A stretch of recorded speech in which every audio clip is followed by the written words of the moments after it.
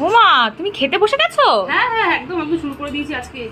বাবা, আজকে তো বিশাল মেনু, আজকে অনেক মাছ কিছু মাংস নিয়েছি। সব কিছু। মিষ্টিও নিয়েছি, জানিস তো? হ্যাঁ, এই দেখ, করেছি লাউ দিয়ে মুগের ডাল, জানিস তো পোস্ত বাটা আমার খুব প্রিয়, পোস্ত বাটা। আর ডালের সাথে লম্বা করে বেগুন ভাজা করেছি, কাকড়ি ভাজা করেছি। আর কালকের এটা হচ্ছে গিয়ে ট্যাংরা মাছের ঝাল আছে, 2 পিস চিকেন আছে, 2 পিস না 4 পিস চিকেন আছে, আর আছে পাকালের ঝোল। কি দিয়ে খাচ্ছ তাহলে মাসিমণি? এই তো দেখো, ডাল দিয়ে বেগুন ভাজা দিয়ে খাচ্ছি।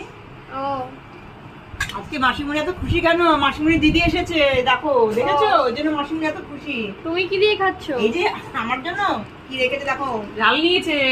ঝাল। আমার জন্য জানি এটা ভালোবাসে, আমার জন্য এটা রেখে দিয়েছে। ও, আমি একটু ডাল নিয়ে নিই, জানিস তো ডালটা খুব ভালো হয়েছে, একটু ডাল নিয়ে নিলাম। নাও।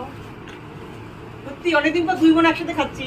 তাই জন্যই তো খুব খুশি দেখতে পাচ্ছি একদম। দুজনেই। ও, আরেকটা বলতে ভুলে গেছি, এই যে সব শেষে কিন্তু মিষ্টি আছে। পুজো শুরু, মিষ্টি মিষ্টি রাজা। মিষ্টি তো খেতেই হবে, একদম শুরু থেকে শেষ পর্যন্ত মিষ্টি থাকবেই আজকে দুপুরবেলা মেনুতে। তার মধ্যে আবার আজকে প্রোগ্রাম আছে, ঠাকুর দেখতে যাবো সবাই, খাওয়া দাওয়া সারা করে rest রাত করবো। ঠাকুর দেখার ব্যাপার। তাহলে এত কিছু রান্না করেছো? এত কিছু করেছি কিন্তু খাবো ওই ডাল দিয়ে, ও। বেশি মেনু নেবো না।